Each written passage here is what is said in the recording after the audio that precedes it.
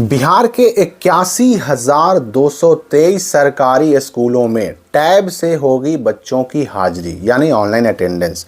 और ये 81,223 जो सरकारी स्कूल हैं इनमें 1 से 5 तक प्राइमरी स्कूल भी हैं, 6 to 8 वाले जो मिडिल स्कूल होते हैं वो भी हैं, 9 से 10 वाले हाई स्कूल भी हैं और 11-12 वाले +2 स्कूल भी हैं। यानी पहली कक्षा से लेकर के 12वीं कक्षा तक जितने भी स्कूल बिहार के अंदर सरकारी हैं सब में ये टैबलेट से जो हाजिरी का नियम है वो शुरू होने जा रहा है। और इस बारे में पूरा न्यूज़ तो आया ही आया है, साथ ही साथ अलग अलग अखबारों ने भी इस बारे में अलग अलग सूचनाएं छापी हैं। और यही नहीं, ई शिक्षा कोष, याद रखिएगा, ई शिक्षा कोष एक ऐसा मोबाइल एप्लीकेशन और पोर्टल है जिसने बिहार के शिक्षा विभाग की रूपरेखा को ही बदल कर रख दिया है। अब ई शिक्षा कोष ऐप ही वह ऐप है जिससे पहले सिर्फ शिक्षकों का, बिहार के सरकारी टीचर्स का अटेंडेंस बनता था, ठीक है ना। लेकिन अब मैं आपको बता दूं कि ई शिक्षा कोष मोबाइल ऐप पर जो है ना चेहरे से हाजिरी बनाने का ऑप्शन जुड़ चुका है। और ये चेहरे से हाजिरी बनाने के जो ऑप्शन की बात मैं कर रहा हूँ ना, इसी को कहते हैं फेस रिकॉग्निशन, यानी चेहरा पहचानने की क्षमता।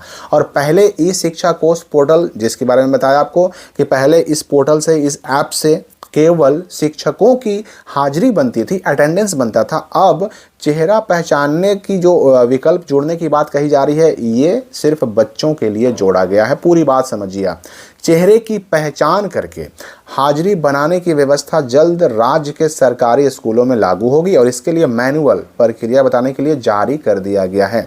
सोमवार को ई शिक्षा कोष पोर्टल पर इस प्रणाली से हाजिरी बनाने का विकल्प भी जुड़ गया। इससे पहले सिर्फ सूचनाएं आ रही थी कि इस महीने से तो उस महीने से ऑनलाइन अटेंडेंस बच्चों का भी बनेगा, लेकिन फाइनली सोमवार से ना ई शिक्षा कोष पर जुड़ चुका है ऑप्शन चेहरा से हाजिरी बनाने का। और बच्चों की हाजिरी में फर्जीवाड़ा रोकने के लिए शुरू हो रही इस व्यवस्था को सुचारू रूप से लागू करने के लिए प्रशिक्षण की शुरुआत भी सोमवार से ही हो रही है। सोमवार से बांका जिले के 8 प्रखंडों के सरकारी स्कूलों के प्रधानाध्यापक और प्रत्येक स्कूल से एक एक नोडल शिक्षक को टैबलेट के माध्यम से फेशियल रिकॉग्निशन प्रणाली से हाजिरी बनाने का ऑनलाइन प्रशिक्षण मिला। और इस व्यवस्था को लागू करने की तकनीकी सहायता के लिए जिस एजेंसी का चयन किया गया है उनके प्रतिनिधियों ने शिक्षक और प्रधानाध्यापकों को ऑनलाइन ट्रेनिंग, ऑनलाइन प्रशिक्षण दिया है।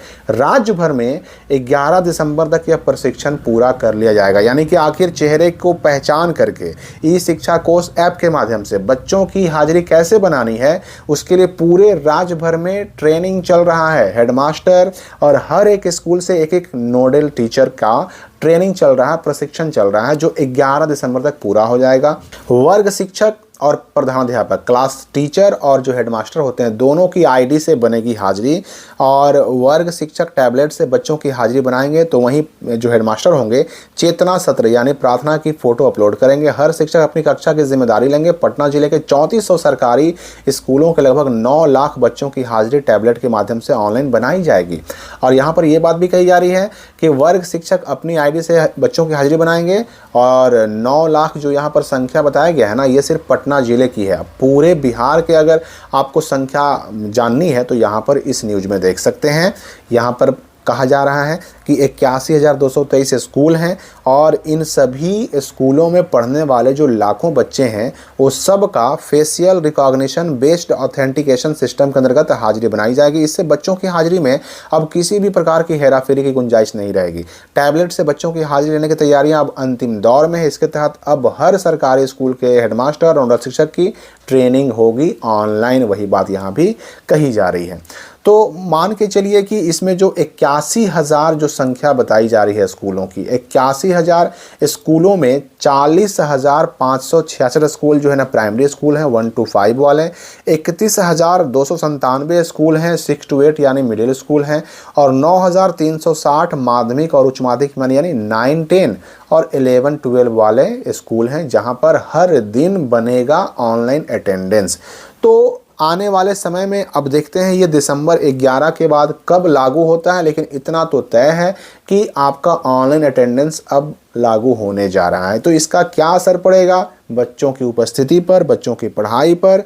मैं आपको बता दूं कि ये ऑनलाइन अटेंडेंस टीचर्स के लिए पहले से है, बच्चों के लिए अब लागू होने जा रहा है। तो आपकी इस बारे में क्या राय है, कमेंट करके हमें बताइए। हम मिलेंगे अगली वीडियो में नए अपडेट के साथ।